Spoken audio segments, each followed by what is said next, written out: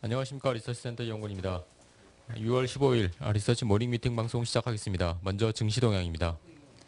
자산무사실 정규환입니다. 전일 국내 증시 동향 말씀드리겠습니다. 코스피 지수는 장중 사상 최고치 경신에도 불구하고 차익 실현 매물 출현으로 약보합 마감했습니다. FOMC에 대한 경계감이 확산되며 투자 심리에 부정적인 영향을 미쳤습니다. 일본 증시는 미 연준 6월 FOMC 회의 결과 발표를 앞두고 하락했습니다. 15일부터 이틀 동안 열리는 BOJ 금융정책 결정회의도 약세 재료로 작용했습니다. 중국 증시도 미국의 기준금리 인상에 대한 경계 심리로 하락 출발한 가운데 신매 판매와 고정자산 투자가 전달보다 둔화되며 지수 하락했습니다. 유럽 주요국 증시는 미 연준 FOMC를 앞두고 혼조세 마감했습니다. 유가 하락으로 에너지주가 약세를 보였으며 예상보다 약세를 보인 미국 경제지표로 은행주가 부진했습니다. 뉴욕 증시는 6월 FOMC에서 연준이 금리를 인상한 가운데 자산 축소 계획 발표에도 경제 전망에 대한 낙관한 영향으로 혼조세를 보였습니다. 다우지수는 골드만삭스 주가 상승 등으로 장 막판 반등에 성공했습니다. 이상입니다. 예, 오늘 외부 일정 관계로 운송업종 먼저 내용 들어보겠습니다. 컨테이너 운임 강세로 하반기 흑자 전환 기대된다는 내용인데요. 들어보도록 하겠습니다.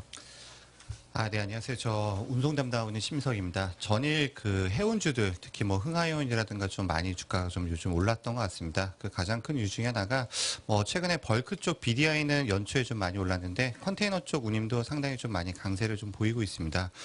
이런 컨테이너 쪽 운임 강세 때문에 아마 1등 선사 알고 계실 겁니다. 머스크 실적이 빠르면 2분기, 늦어도 하반기에는 턴어라운드 좀 기대감이 좀 높아지고 있는 상황인데요. 먼저 그림 보시면은 컨테이너 운임이 2016년도 상반기를 저점으로 해서 좀 많이 올라와 있는 상태이고요. 이런 운임 추세는 최근에도 좀 계속적인 유지될 수 있다 이렇게 좀 보고 있습니다.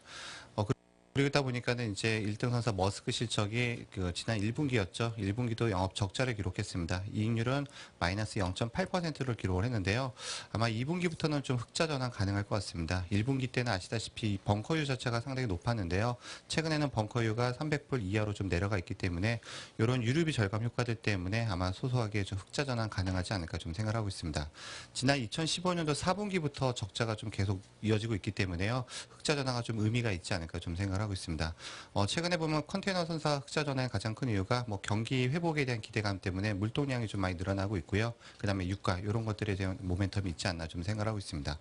그러면 이제 이게 과연 관련이 있는 게 뭐냐 많이들 물어보시는데요. 저희는 사실 컨테이너는 현대상선하고 SM상선이죠. 대한해운의 자회사입니다. 이게 이제 시작한 지가 얼마 안 된 회사인데요. 이 SM상선 같은 경우도 저희가 봤을 때는 한 3분기 정도 되면은 흑자 전환 가능하지 않을까 좀 생각을 하고 있습니다. SM상선은 아마 한진해운의 그 미주 법인을 대한해운이 인수해서요. 올해 지난 5월 달부터 해서 미주 법인을 서비스를 시작을 했는데요. 시작하면서 그 탑승률이죠. 저희가 소속률이라고 얘기하는데요. 한 80%까지 올라오고 있습니다. 최근에는 전일에는 보면은 미국의 유니슨이라고 철도회사랑 같이 협력을 해서 미주 쪽에 역내 물류까지 늘어나고 있는데요. 저희가 봤을 때는 한진해운의 예전에 갖고 있던 네트워크를 빠르게 안정화시키고 있는 게 아닌가 좀 생각을 하고 있습니다. 이런 걸 감안하면은 하반기 흑자 전환 가능할 거로 저는 보고 있고요. 거기다가 얘네들이 가지고 있는 선박 자체가 굉장히 경쟁력이 좋습니다. 6,500TU짜리 현재 5척으로 영업을 하고 있는데 총 가지고 있는 거는 11척을 가지고 있습니다. 나머지 6척은 대선을 주고 있는 상황인데 중고 선가도 비교했을 때도 이 배가 다른 선사들보다도 한 30% 이상 더 싸게 사놓은 배들이기 때문에 원가 경쟁력은 상당히 높다 이렇게 보셔도 될 것 같습니다. 그래서 저희 같은 경우는 아마 컨테이너 쪽에 올해 하반기에 좋다 얘기들이 계속 나온다 그러면은 아마 대한해운의 주가가 좀 더 아웃퍼폼 좀 많이 해주지 않을까 좀 생각을 하고 있습니다. 그래서 해운 쪽에서는 여전히 저희는 그 페노션보다는 대한해운을 좀 선호하고 있다 이렇게 보시면 될 것 같습니다. 이상입니다. 예, 오늘 새벽 미국 FOMC에서 기준금리를 인상을 했습니다. 그래서 자료와 코멘트가 저희 준비가 돼 있고요. 자산 배분 전략 글로벌 에셋톡까지 바로 이어서 같이 듣도록 하겠습니다. 안녕하세요. 매크라우 자산 맡고 있는 수정입니다. 들으신 대로 연준이 결국 금리를 올렸죠. 시장의 상당 부분 예상을 했기 때문에 새로운 뉴스는 아니지만 일단 최근에 물가라든지 아니면 일자리 증가세가 둔화되고 있던 측면에서 일어난 일이었기 때문에 의미는 있었다라고 했습니다. 결국 연준의 판단이 중요하다는 생각이 들고 있는데 실업률은 여전히 떨어지고 있다. 그 다음에 개인 소비라든지 고정 투자가 회복되고 있는 과정이기 때문에 경기 측면의 위험은 저하되고 있다는 것이 연준의 판단인 것 같습니다. FMC가 끝난 다음에 옐런 의장의 발언에서도 물가보다는 여전히 성장에 대한 기대가 더 크기 때문에 금리 인상에 대한 여력이 있다라는 점이 연준의 마음을 대변한 것이 아닌가라고 생각을 하고 있었습니다. 이번 6월 FMC에서 관전 포인트는 두 가지였죠. 첫 번째는 점도표 조정이 있겠느냐, 아마 없을 것이다라고 말씀을 드린 적이 있었는데 실제로 없었고, 그 얘기는 이미 3번 정도 금리 인상을 할 계획이기 때문에 실제로 하반기 때 어쨌든 한 차례 더 올릴 생각은 있다. 그래서 하반기 때 추가 금리 인상 가능성은 남겨놓고 있다라는 점이 연준의 의도였고, 두 번째로는 시점을 밝히기가 좀 어려울 것이다 라고 했는데, 정확한 시점은 아니더라도 디스 여여라는 표현을 쓰면서 올해 대체대조표 축소를 할 수 있다라는 쪽을 조금 더 명확히 했습니다. 현재 경제가 자기네들이 생각하는 속도라면 일단 국채하고 MBS가 이제 만기 도래에서 오는 원금에 대해서 재투자를 점점 줄이겠다라는 쪽으로 언급을 했습니다. 결국 투트랙 전략을 쓰겠다는 얘기죠. 금리와 보유자산을 모두 정상화하겠다라는 다소 매파적인 스탠스를 분명히 했다라고 생각을 하고 있습니다. 그럼에도 불구하고 현재 시장에서는 9월 금리 인상 확률은 21% 정도로 굉장히 낮은 수준입니다. 간격이 상당히 크고 실제로 오늘 10년물 같은 경우는 나중에 반등을 했지만 어쨌든 2.13%로 트럼프 취임 이후 가장 낮은 수준까지 오히려 떨어졌기 때문에 채권은 연준을 이제 경계하지 않고 그냥 자기네 길을 가는 것 같습니다. 그렇다 하더라도 어쨌든 통화정책상의 정상화 스탠스가 계속해서 지속되고 있다는 점, 이런 점은 중장기적으로 여전히 부담 요인이다라고 생각을 하고 있습니다. 그래서 전략적인 쪽에 조금 더 방점 맞춰가지고 말씀을 드리도록 하겠습니다. 말씀드린 대로 이미 시장 자체에 대해서는 6월 금리 인상 가능성 이미 반영을 했던 부분이고, 추가 인상에 대해서는 경기 여건을 봐야지 알 수 있는 좀 미온적인 부분이다라고 생각을 하고 있습니다. 그렇기 때문에 6월 금리 인상 가능성 굉장히 제한적일 것이다 라고 생각을 하고 있고, 이벤트가 소멸되면 아마 달러의 강세라든지 글로벌 금리의 반등은 이게 일시적이기 때문에 다시 제자리로 떨어질 가능성이 굉장히 크겠죠. 달러는 약세 반전할 거고 금리는 다시 하락 추세로 전환할 가능성이 크다 라고 생각을 하고 있습니다. 그렇게 보면 전략은 한 두 가지 정도로 생각할 수 있습니다. 장기 금리가 오르기는 굉장히 어렵지만 미국 금리가 올랐기 때문에 따라 올려야 되는 금리가 있죠.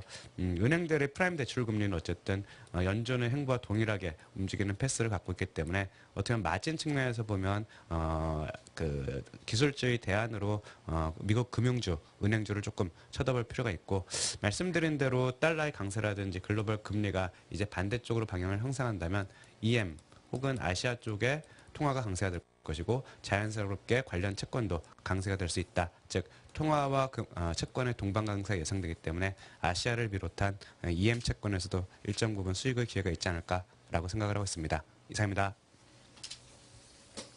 예, 대체 투자 자료 준비가 되어 있습니다. 금리 상승 진행 시 글로벌 리츠 취약하다라는 내용인데요. 들어보도록 하겠습니다. 네, 대체 투자 담당하는 김문길입니다. 해외 리츠, 글로벌 리츠 말씀을 좀 드리겠습니다. 최근 그 미국의 부동산 시장을 본다면은 실물 시장은 뭐 견조한 상태입니다. 일단 가격 지수가 계속 상승을 하고 있고, 가격 상승률은 유지가 되고 있고, 다만 그 거래량 측면에서는 2016년 이후에 다소 정체되는 뭐 그런 부분은 보이고 있습니다. 문제는 이 실물 부동산과 리츠 인덱스하고는 조금 차이가 날 수 있다라고 하는 그런 점이고, 이 리츠 인덱스를 설명하는 가장 설명력 높은 변수는 시장 금리입니다. 보다시피 금융위기 이후에 최근까지 리츠 인덱스와 시장 금리 사이에는 아주 높은 역상관성을 보이고 있습니다. 현재 결국 이 시점에서 향후의 금리 방향성을 봐야 되는 건데 상당히 모호하긴 합니다. 그렇지만은 일단은 금리가 상승하는 기조다라고 하는 점을 가정을 할 때는 생각을 해야 되는 부분이, 주가지수 같은 경우에는 주가지수와 이 저금리 국면에서는 주가지수하고 그리고 리츠 인덱스가 상당히 높은 동반성을 보여왔습니다. 그러나 금리 상승이 시작된 지난해 중반기 이후에는 주가지수는 오히려 그 기업 실적 개선과 경기 반등에 대한 기대감으로 이 상승률이 더 가속화된 반면에 리츠 인덱스는 꺾이고 있다는 점. 즉 다른 것보다도 금리 상승이 되면서 높아지는 조달 비용에 대한 부담감이 가장 우선적으로 작용하고 있는 뭐 그런 상황입니다. 그렇기 때문에 만약에 하반기에 시장 금리를 점진적으로 상승을 한다고 가정할 때 연말 기준 10년물 금리가 2.6%까지 상승을 한다라는 이런 전제하에는 리츠 인덱스에는 분명히 큰 폭의 부담으로 작용하게 될 가능성이 큽니다.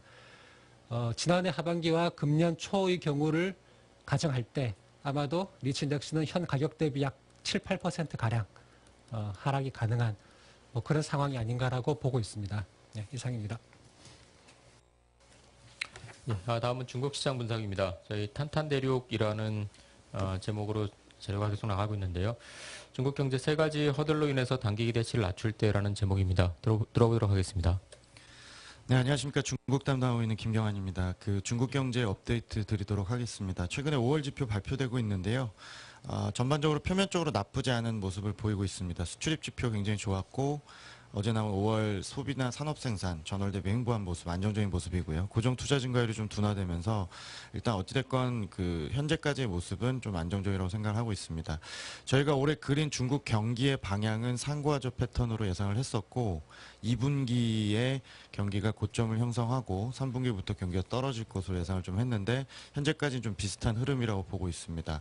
저희가 3분기에 좀 걱정하고 있는 것은 세 가지 허들이라고 저희가 얘기하는 변수입니다. 일단 현재 금융긴축을 은행자산 축소 형태로 계속 진행을 하고 있기 때문에 우려가 되고요. 그다음에 부동산 규제가 현재 두 번째 이제 허들로 생각을 하고 있습니다. 그리고 그로 인해서 고정 투자 증가율이 전체 경기에 차지하는 비중이 높기 때문에 둔화력이 있을 걸로 좀 보고 있습니다. 그래서 저희는 일단 현재까지는 중국 경기 상황이 나쁘지 않습니다만 선행 지표나 여러 가지 봤을 때는 3분기부터 순환적인 경기 둔화, 즉 재고 조정이 재개가 되고 현재까지 올라온 가격 변수 P와 Q의 동반 하락세를 저희가 예상을 하고 있습니다. 그래서 저희가 내년까지 바라봤을 때는 중국의 IT나 인프라, 뭐 또 최근에 좋아지는 전통 소비들 이런 것들에 대해서 믿음은 갖고 있습니다만 단기적으로 3분기를 바라볼 때는 경기 베팅에 대한 기대치는 좀 낮춰야 되는 게 아니냐 이렇게 생각을 좀 하고 있습니다. 자세한 내용은 자료 참고하시기 바랍니다. 이상입니다. 예, 기업 분석으로 넘어가겠습니다. LG U+ 자료 준비가 되어 있는데요. 목표 주가 상향 조정됐습니다. 내용 들어보겠습니다. 네, 안녕하세요. 김홍식입니다. 통신주가 전반적으로 주가가 최근에 썩 좋지 못한데 LG 플러스 주가는 계속 올라가고 있습니다. 뭐 규제 관련된 노이즈가 이렇게 심한데도 주가는 계속 올라가고 있고요. 저희 목표 주가가 18,000원이었는데 10% 상향해서 2만 원으로 상향을 합니다. 기존에 17,000원까지 주가가 갔다가 왔는데요. 저희 생각으로는 여기서도 20%는 더 올라간다고 보고 있습니다. 물론 멀티플이 그렇게 되면 16배 정도까지 올라가게 되는데 충분히 저희는 가능하다고 좀 보고 있고요. 뭐 가장 중요한 부분은 무엇보다 수급이겠지만 일단 전반적인 얘기 드리고 마지막으로 수급 말씀드리겠습니다. 일단 2분기 실적은 저희 계속 말씀드린 것처럼 지금 컨센이 1,900억인데 저희는 2,100억 보고 있고요. 그래서 이번 2분기 때도 또 어닝 서프라이즈 나올 걸로 봅니다. LG 플러스가 실적 발표할 때마다 계속 어닝 서프라이즈입니다. 국내 애널리스트들이 추정치 자체가 계속 틀리고 있는데요. 저희 하우스에서 계속 예상하는 거 이상으로 실적은 계속 잘 나오고 있고, 그래서 금년도에 이제 실제로 보면 이익이 저희가 8% 영업이익 성장을 보고 있는데, 작년에 이제 많은 기관들에서 금년도 LG 플러스의 감익을 걱정하면서 주가가 실제로 못 간다는 견해가 많았었고, 그래서 연초부터 이제 주가가 어떻게 보면 한꺼번에 반영을 하는 과정이라고 보시면 될 것 같고요. 뭐 내년도에 일정 부분 통신 요금이나 흉내는 내지 않겠느냐고 저희도 뭐 예상은 합니다. 그래서 가장 유력하게 봤던 게 저희가 데이터 요금 인하를 계속 주장을 했었는데요.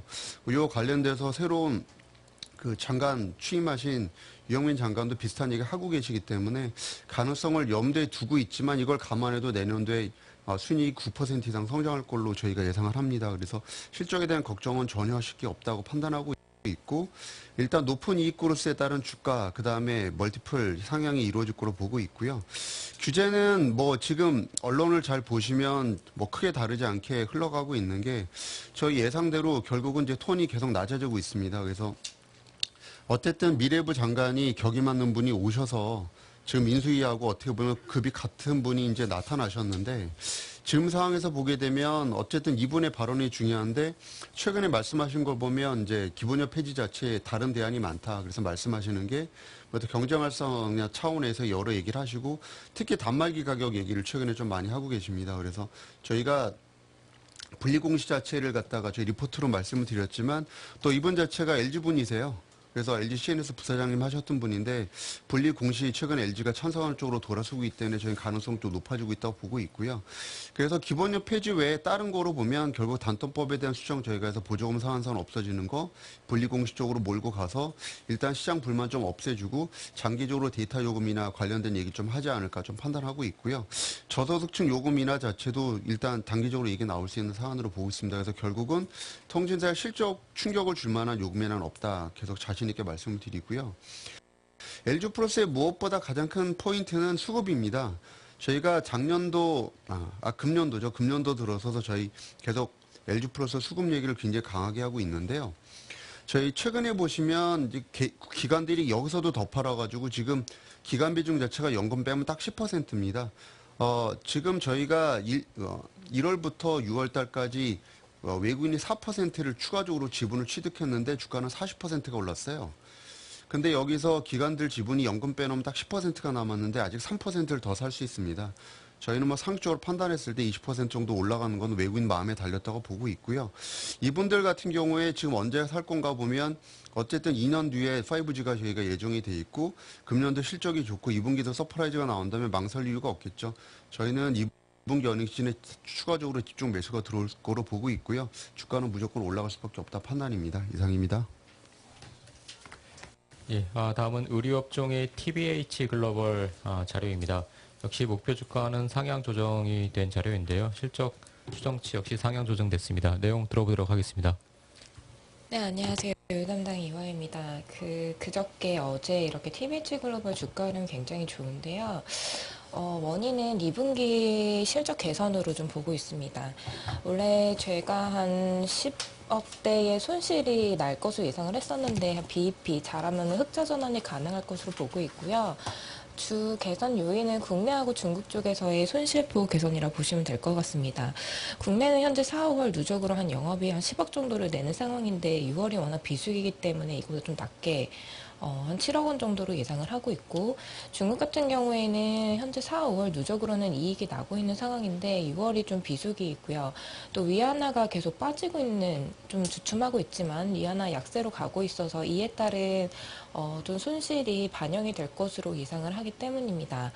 그래서 2분기 실적이 계속 중요하다고 말씀을 드렸던 거는 이제 내년 초에 예상이 되고 있는 홍콩법인 IPO 때문인데요.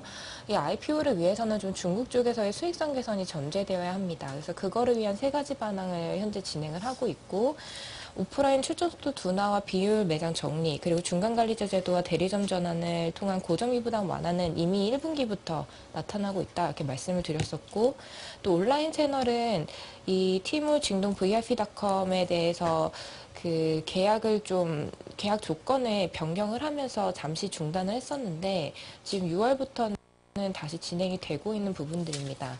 이쪽에서의 매출이 올라올 경우에는 추가적인 수익성 개선으로 나타날 수 있다 이렇게 보실 수가 있어요. 그래서 계속 말씀을 드렸다시피 이 TBH 글로벌 같은 경우에는 중국에서 늘 독보적인 규모로 진행을 하고 있고 실적을 잘 내고 있는 업체인데 워낙 좀 과거에 실적 미스를 많이 내면서 좀 디스카운트를 받고 있는 상황이고요. 현재 8배 수준이기 때문에 동종업체 11배까지는 좀 무난하게 실적 개선에 따라서 갈 수 있을 것으로 예상을 하고 있습니다. 그래서 실적 추정치 상향에 의해서 목표 주가는 10,000원에서 13,000원으로 올렸고요. 투자 의견 바이를 유지합니다. 예, 다시 산업 분석으로 돌아가서요. 자동차 업종 준비가 되어 있습니다. 중국에서 친환경 쿼터제가 실시될 것 같다라는 그런 이야기가 있는데 거기에 대해서 분석한 자료입니다. 들어보겠습니다. 네, 어제 로이터 뉴스에서 중국 정부가 2018년부터 원래 실시될 예정이었던 쿼터제를 강행할 것 같다라고 보도가 되었고요. 사실 이 친환경차 쿼터제는 나온 지는 조금 됐습니다. 몇 달 됐는데 그거에 대해서 독일 정부가 상당히 반발하고 있고 또 업계에서 상당히 우려를 표하면서 이게 축소되는 게 아니냐라는 좀 우려가 있었습니다. 예상이 있었습니다. 그렇지만은 중국 정부가 강행할 것 같다라는 이제 뉴스가 나왔고요. 이 친환경차 쿼터제는 그 전체 차량 중에서 2018년도에는 8%, 2019년 2020년도에 12% 정도를 EV와 PHEV로 팔아야 된다.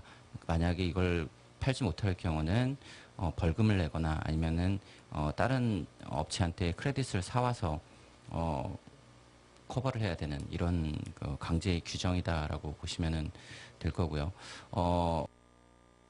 뭐 이거는 뭐 표면적으로는 뭐 환경 보호다라고 얘기를 하지만은 실제로는 중국 자동차 업체들을 키우려고 하는 목적이 강하다라고 보시면 되고요. 어차피 내연기관에서는 경쟁력 따라잡기 어려우니까 전기차 쪽으로 바로 직행을 해서 이 전기차 관련된 밸류체인을 형성하고 있는 중국 로컬 업체들을 지원하겠다라는 의지가 강하다라고 보시면 될 것 같습니다.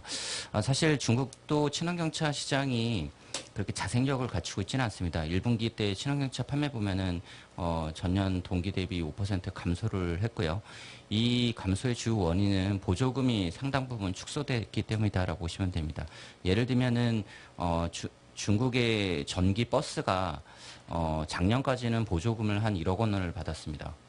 근데 이게 막 가짜로 막 뭐 썩어 빠진 차를 막 전기차로 막 하면서 1억 원을 갈취하고 편취하고 이런 게 되게 많으면서 이게 보조금이 상당 부분 축소돼 갖고 지금은 2,500만 원 정도밖에 보조금을 갖다가 지급받지 못하고 있는 상황입니다. 그래서 당연히 친환경차 시장이 아직까지는 자생력이 없습니다만은 만약에 정부가 이렇게 쿼터제를 강행하게 될 경우는 사실은 이 강제 규정이기 때문에 글로벌 업체들도 따라갈 수밖에 없고요. 그렇다면은 중국 친환경차 시장은 2018년도부터 엄청나게 커지게 됩니다. 작년도에 중국 친환경차 시장이 51만 대 정도를 기록을 했는데 2018년도에는 200만 대, 2020년도에는 320만 대로 급격하게 현재 대비 6배가 커지게 될 거고요. 지금 친환경차의 1위부터 20위까지 중에서 외산 브랜드가 딱 하나밖에 없습니다. 테슬라 모델 X 요거 하나밖에 딱 없기 때문에 거의 대부분의 상당 부분 수혜가 중국 로컬 업체로 갈 거고요. 당연히 중국 로컬 업체들의 이런 경쟁력 강화는 글로벌 업체들한테 부정적일 수밖에 없습니다. 물론 글로벌 업체들도 많이 친환경차를 투입하려고 하고 있고요. GM, 포드, 폭스바겐 각각 중국에 친환경차 공장을 만들려고 하고 있는 상황입니다. 현대기아도 기존에 이제 그 PHEV 위주로 하다가 위해동 EV를 투입을 할 거고요. 아이오닉과 니로 EV를 순차적으로 투입을 하겠지만은 현재 상황에서는 이 조건을 맞추기가 쉽지 않아 보입니다. 왜냐하면은 현대기아 둘 다 각자 2018년도에 쿼터제가 시행이 된다면은 14만 대 정도가 그 친환경차를 판매해야 되는데 글로벌에서도 14만 대가 판매되지 못하고 있는 상황이기 때문에 중국 한 시장에서만의 판매는 상당히 좀 발등에 불이 떨어진 이런 상황이 되지 않았나라고 생각을 합니다. 그래서 전반적으로 본다면은 중국 친환경차 쿼터제는 뭐 글로벌 모든 자동차 업체들한테 중국 빼고서는 좀 부정적이지 않을까라고 생각을 하고 있고요. 이 밸류 체인에서 중국 로컬 업체로 들어갈 수 있는 부품사들은 당연히 수혜를 받을 거라고 생각을 하는데 현재 그 국내에서 이 관련된 대응을 할 수 있는 업체가 그렇게 많지는 않다라는 게 저희 한계인 것 같습니다. 이상입니다. 예, 국내 업체들한테는 좀 부정적이지만 중국 업체들은 좀 수혜를 좀 받을 수 있다라는 그런 내용이었던 것 같습니다. 혹시 추가적인 발표나 코멘트 있으신가요? 예, 미래산업팀에서 스몰캡 관련된 코멘트 준비되어 있는 것 같습니다. 들어보겠습니다. 네, 안녕하십니까. 미래산업팀 이정기입니다. 저희가 지난 월요일부터 어제까지 3일 동안 약 60여 개 기업 코퍼레이트 딜을 했는데요. 좀 시장의 기관 투자자들의 분위기나 트렌드를 좀 말씀드리려고 말씀을 좀 드리겠습니다. 일단 저희 했던 기업들 중에서 좀 많이 투자자들이 많이 몰렸던 기업 위주로 말씀을 드리고 그 기업들이 왜 유망했었을까라는 생각을 좀 했는데요. LS전선 아시아나 이노인스트루먼트 같은 전선 기업이나 통신 장비 기업이 좀 인기가 있었는데 그 이유는 아마도 4차 산업혁명의 초도에 들어가는 플랫폼이라든지 또는 뭐 5G, 내년에 5G 기대감 뭐 이런 것들 때문이지 않을까라는 생각을 하고 있고요. 그런 기업들에 좀 사람들이 많이 몰렸었고요. 뭐 보안회사인 민엔지 역시 4차 산업혁명 관련돼 갖고 좀 인기가 많이 있었습니다. 그리고 내수 소비재 기업들은 지금 저평가된 기업들이 많이 있었기 때문에 뭐 전반적으로 다 좋았는데 특히 대명 코퍼레이션하고 한강 인터트레이드가 많은 사람들이 좀 몰려있습니다. 그리고 방산 업체들이 방산 기업들이 의외로 저희가 생각한 것보다는 많은 그 사람들이 몰려왔는데 뭐 세트라이라든지 AP 위성 그리고 i3 시스템, 인텔리안테크 이런 기업들이 그 생각보다는 숫자는 지금 안 나오지만 뭐 자주국방의 취지라든지 향후 그 지금 정부에서 방산에 대한 그 관심 뭐 이런 것들 대변하지 않나라는 생각을 하고 있습니다. 많은 투자자들이 좀 몰렸었습니다. 그래서 지금 말씀드린 기업 위주로 조금은 저희도 계속 업데이트를 드릴 예정이고 그런 기업들 위주로 좀 관심을 두시는 게 좋지 않을까라는 생각을 하고 있습니다. 네, 이상입니다. 예, 추가적인 발표 코멘트 없으시면 이상으로 6월 15일 리서치 모닝 미팅 방송 모두 마치도록 하겠습니다. 좋은 하루 되시기 바랍니다. 감사합니다.